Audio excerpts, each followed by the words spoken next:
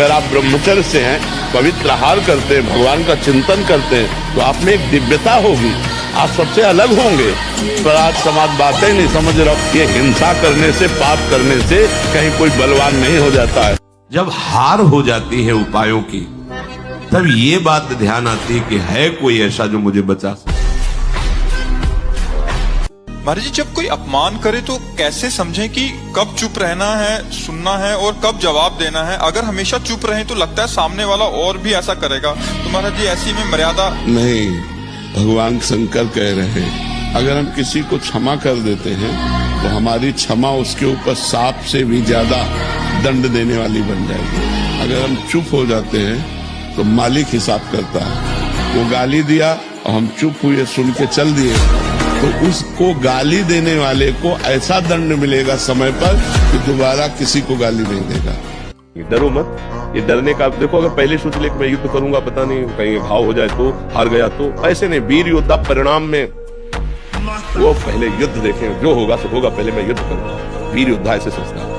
इतना हिम्मत रखो। अब गिर गए तो पकड़ने वाले भी तो हैं, उठाने वाले भी तो हैं। भगवान के वचन पर विश्वास करो। करो सदा तिनके रखवारी, जिमी बालक राखे महतारी। जैसे माँ अपने बच्चे की रक्षा करते है, ऐसे सदगुरु और भगवान अपने जनों की रक्षा करते हैं।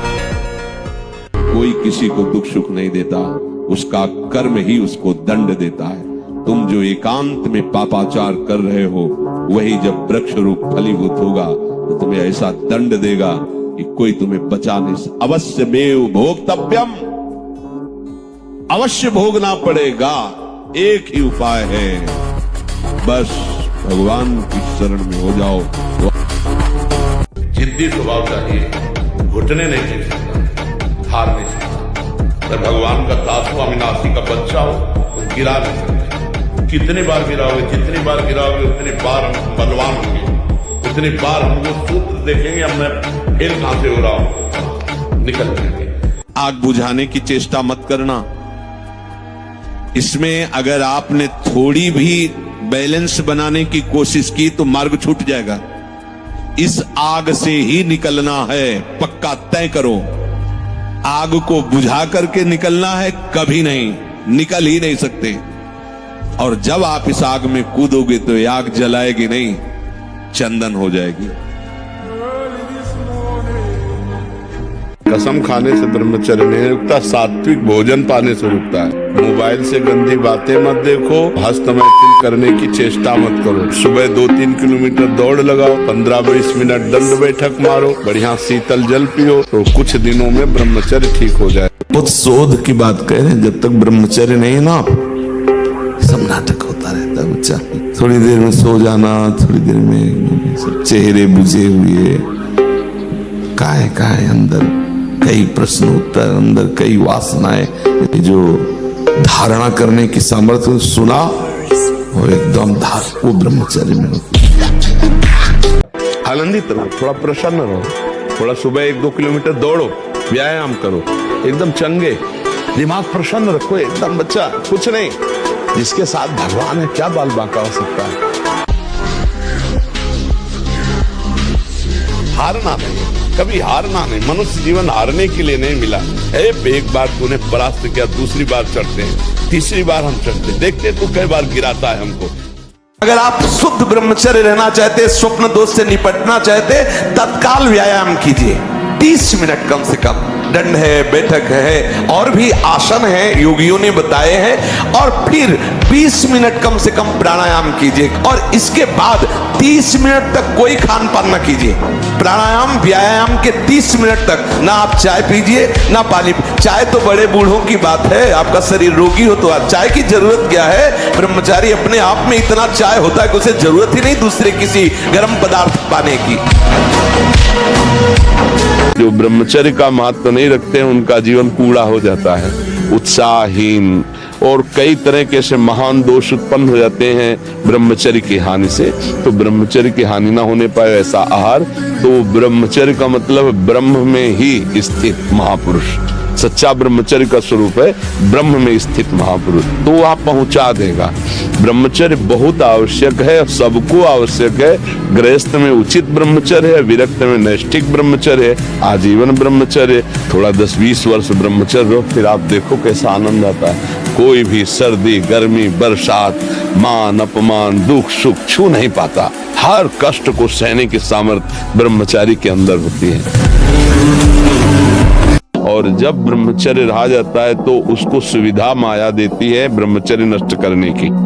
जैसे आप नियम लिए कि मैं आजीवन ब्रह्मचारी रहूंगा, तो आपको पक्की सुविधा एक समय आएगी कि आप आराम से भोग लीजिए, कोई निगेटिव नहीं, कोई नकारात्मक सोच भी नहीं आएगी। आप उसको स्वीकार करें, क्योंकि आपके व्रत को भंग करने के लिए माया ऐसी सुविधा देगी। ब्रह्मचर्य ऐसे थोड़ी रह जाता है कि ऐसे खाओ पियो ब्रह्मचारी रह जाओ। हमारी बात मानो, 4 बजे उठ करके शौच स्नान करके यदि 20 मिनट व्यायाम करोगे रोज, तो आप देखोगे वरदान की तरह काम करेगा। 1 साल में आप बदल जाओगे। 1 साल चेहरा बदल जाएगा, जीवन बदल जाएगा। नाम जप करो, आध्यात्मिक शक्ति बढ़ाओ, व्यायाम करो, शुद्ध भोजन करो, शारीरिक शक्ति बढ़ाओ, अभी आप बलवान बन जाओगे। सात्विक आहार करें, जो ऋतु की सब्जी है उसी का प्रयोग करें, ऋतु के फल का ही प्रयोग करें, जो ऋतु का नहीं है उस फल का प्रयोग न करें, जो केमिकल आदि डाल करके बहुत वर्ष, महीने 2 महीने 4 महीने तक बाद में भी चलाए जाते हैं। अब जैसे ऋतु नहीं है किसी फल का, वो फल है तो वो हमारे योग्य नहीं। ऋतु का फल भले हो, जैसे आंवला या कोई भी ऐसा आपको खट्टा नहीं लग रहा, तो आपके ब्रह्मचर्य की हानि नहीं होगी, क्योंकि ऋतु का फल है और प्रकृति वैसे देती जैसे शरीर की आवश्यकता होती है। तो कोई भी फल या कोई भी सब्जी ऋतु के अनुसार पाए। ऋतु के प्रतिकूल कोई भी सब्जी जो क्या कहते हैं कोल्ड स्टोर में है, हाँ कोल्ड स्टोर, उसमें रखी वाली ना पाए, मतलब ताजी जो ऐसा। ये मृत्यु लोक है, यहाँ पास से आए हो, 70 वर्ष 80 वर्ष 50 वर्ष 5 वर्ष 10 वर्ष 15 वर्ष 6 महीने 9 महीने जितने इतने पास है, और यहाँ ये तक छीन लिया जाता है। ये कपड़ा है, सब कुछ छीन लिया जाता है। यहाँ से जब जाओगे ना एक सीमा में हो, और जहां जाओगे तो सब छीन लेगा काल और मृत्यु। अब रह क्या गया? रह वो गया भगवत। जब हार होती तुम उसमें ढूंढते हैं कि मेरी हार कहां से हुई, कौन सा पॉइंट है जिसमें हमसे चूक हो गई, तो हमारी जीत का वो कदम बनेगा। हार को हमने कभी हार माना नहीं, कभी निराश नहीं हुई, कभी हताश नहीं हुई। जिद्दी स्वभाव, ये हम अपने लिए नहीं कह रहे, ये उत्तर दे रहे हैं हम आपको। हाँ, हार को कभी हार मानना नहीं, निराश नहीं, उदास नहीं, हताश नहीं। हार गया तो मैं किस पॉइंट से हारा, मुझे देखना है। मेरे अभ्यास में कमी हुई या मेरे अंदर प्रमाद स्थिति। दंड बैठक मारो, दौड़ लगाओ 2-4-10 किलोमीटर, शरीर को मतलब थकाओ, और वो गंदे काम मत करो, शांति से रहो, कोई नशा न करो। अब देखो आजकल बच्चे वो स्मार्ट मोबाइल है ना, हमें जैसे बातचीत में पता चलता है, तो अब वो गंदी बातें आप देखते हो, तो आपका मन जो देखोगे मनन करोगे वैसे तो उत्साहित होगा, तो आपका मन भोगों के लिए उत्साहित होता है। अब वो भोग ऐसे कहाँ रखे हैं? तो या तो हिंसात्मक वृत्ति में आकर के बेविचार आदमी उतर के बड़े बड़े भारी अपराध कर डाले, और या फिर इसमें उतर गए। बिना संयम के आप ऐसा नहीं कर सकते। आपका ब्रह्मचर्य ठीक होना चाहिए, आपका आहार ठीक होना चाहिए, राधा नाम का भी स्मरण न हो, एक तार राधा नाम चलाओ। दिमाग तुम्हारा देखो ना कैसा तुम्हारा दिमाग, पूरे विश्व को झुकाने की ताकत आ जाएगी। तू भगवान का अंश है, और किस तरह से अपने शरीर को नष्ट कर रहा है, क्या व्यवस्था मिले? बोले हमसे प्यार नहीं करते, रेल के आगे कट गए, क्या उससे तेरे को लाभ मिलेगा? तो वो प्यार नहीं करता, ऐसे चल कि तुझे खुद संसार प्यार करने लगे, खुद संसार झुकने लगे तेरे आगे। क्या वो आजकल मूर्खता चाहिए, इसीलिए कह रहे सत्संग सुनो, नाम जप करो। हर जगह सफलता नहीं मिलती, हर जगह असफलता नहीं। सफलता और असफलता हमारे जीवन में ऐसे है जैसे दिन और रात। अगर सफलता आई तो फूलो मत, असफलता आने वाली। असफलता आई तो निराश मत हो, सफलता आने वाली। तुम इतने मजबूत बनो कि कोई भी बुराई तुम्हारे हृदय में प्रवेश न करे, कोई भी तुम्हें बुरा न दिखाई दे, और तुम सब में भगवान को देखकर इस माया पर विजय प्राप्त कर। कोई भी बुरा हमको दिखे ना, और कोई भी बुराई हमको परास्त न कर पावे, कोई भी दुख हमारी प्रसन्नता को न छुपाए, क्योंकि सर्वम खलमिदम ब्रह्म, सब जगह वही विराजमान है। कौन बुरा है? सच्चा ज्ञान, सच्ची अच्छाई तो यही है ना कि बुरे में भी मुझे भगवान दिखाई दे। 2 लाइन बोला था, उसी में पूरा अध्यात्म है। छोटे बच्चों को या विद्यार्थियों को सबसे पहले ब्रह्मचर्य पर दृष्टि देनी चाहिए। सबसे पहले अगर ब्रह्मचर्य सुरक्षित है तो स्मृति, शरीर बल, सब बल जागृत हो जाएंगे। मैं भगवान का दास हूं, मैं किसी भी स्थिति में निराश, उदास, हताश नहीं हो सकता हूं। मैं हर कोशिश करूंगा, बाहरी और आंतरिक शत्रु कोई भी मुझे परास्त। लोग कहते हैं मन बहुत परेशान करता है, तो तुम्हारे ही पावर से तुमको परेशान कर रहा है, तुम जान नहीं पा रहे हो। तुम तो उसे मार सकते हो, तुम तो उसको नष्ट कर सकते हो, तुम्हारे में बहुत बड़ी सामर्थ्य है। पर जागरण करो।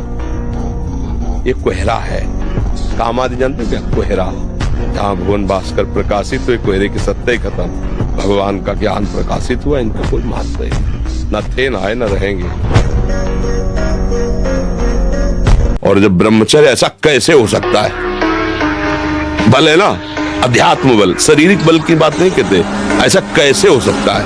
यदि एक बार ऐसा हुआ तो 1000 बार मैं प्रयास करूंगा और इस पर विजय। वो मतलब जिद्दी स्वभाव, एक निष्ठा उसी से आती है, उसी से। पहले खेती जोतते थे ना किसान, एक पार वाला होता था और पूरे खेत को उसी से जोतला है, बलवान होते। 2 लीटर मठा और 8 रोटी पाए, बैल की जैसी ताकत।